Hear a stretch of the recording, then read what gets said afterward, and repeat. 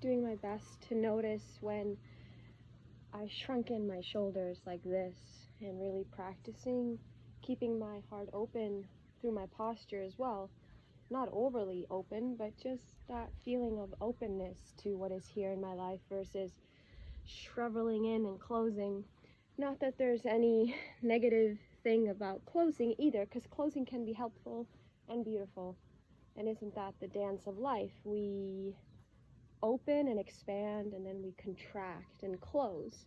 And both are equally as important and precious. Today I learned something beautiful about myself, and it is that this ability to listen or to be curious to really feeling what is actually truly being said underneath the words, like to listen beyond the words of what someone is sharing with us. And especially in relationships, if somebody is sharing something and the way that they're communicating it, the way that they are sharing it is triggering us, me, and the easiest thing could be to close down, shut out, get angry, and stay in the trigger, and even go into blame or something like that. And sometimes I do that. I'll just be completely honest. Yes, I do. But the beautiful thing about it is that when I start feeling into the feeling underneath the words, because sometimes people just don't have the skills to communicate in a way that touches us, or the way that it's communicated is triggering. However, if we really drop into feeling even beyond our own trigger, like what is the felt sense of this that's trying to be communicated to me? And actually, oftentimes that feeling is, for me, a feeling of care, a feeling of love, a feeling of deep consideration. And yesterday I had an experience where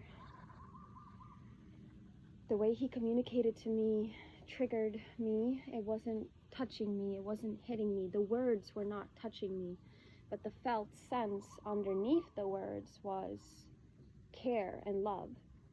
However, what happened in that moment, and I'll just expose myself, I did get triggered, and I did choose to continue staying in that trigger and in that place of war and blame and making him an enemy for the whole night and some part of today. And so basically almost a full day, but not really. Just the evening and then the beginning of the day. And it's so beautiful to have myself be exposed and have myself be caught in being in ego, and stuck in this, or hijacked by this part of me that wants to continue having a war, that is addicted, that gets off on fighting, that gets off on creating an enemy outside of myself that needs to be destroyed or be made wrong. That is not my true essence, that is not who I am. Yet sometimes, guys, this part, and I now call it the part of me that is afraid of love, the part of me that is scared of love, the part of me that is scared to be vulnerable and to admit when I feel guilty or when I feel shameful. Like, instead, sometimes when I feel shame or guilt, instead of just like, oh my God, I'm noticing myself going into a shame spiral or into this story that I'm wrong or bad. And sometimes when I have felt that, instead of like just being vulnerable and sharing that and exposing that, the ego just hijacks it and says, well, you know what? I don't want to feel that. I don't want to be that vulnerable. I would rather make you my enemy and stay in this place of like war. I'm gonna send out bombs and I'm gonna destroy shit. However, so beautiful to be exposed and to together with my partner love this part of me that is scared of vulnerability, that is scared of love, that is scared of revealing when she feels shame or wrong, that is scared of softening and revealing what is true for her. and would rather choose to get hard and choose to fight and choose to be wrong and choose to make an enemy, when really the greatest enemy is within. The greatest enemy is the war we are having with ourselves, the war that the ego is trying to, this battle.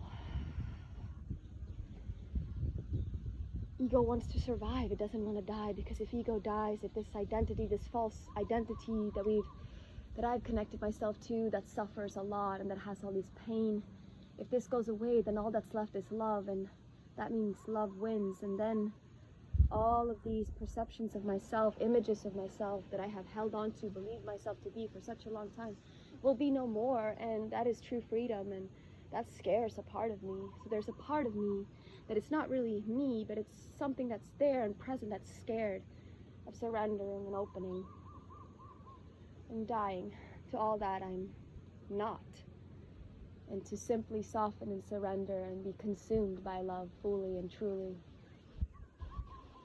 In partnership, everything gets highlighted and reflected back to us, and I love that I have a partner that is not running away, but that is showing up even in the moments when both of us want to say, fuck this bullshit, this is enough. Because we drop in, we go from surface level to the deep end, to the depths.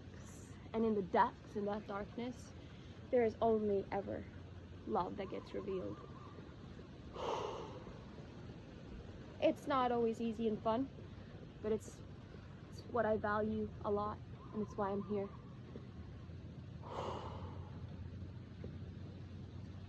To end the war in the world, end the war in yourself, and be brutally honest with yourself. Where are you still at war with yourself? Where are you fighting, battling? Where are you creating enemies outside of yourself in your own mind, through your own stories? Where are you persecuting others for past mistakes? Where are you holding them still in a place of wrongness or bad? Where are you judging your brothers and your sisters for something they did many years ago?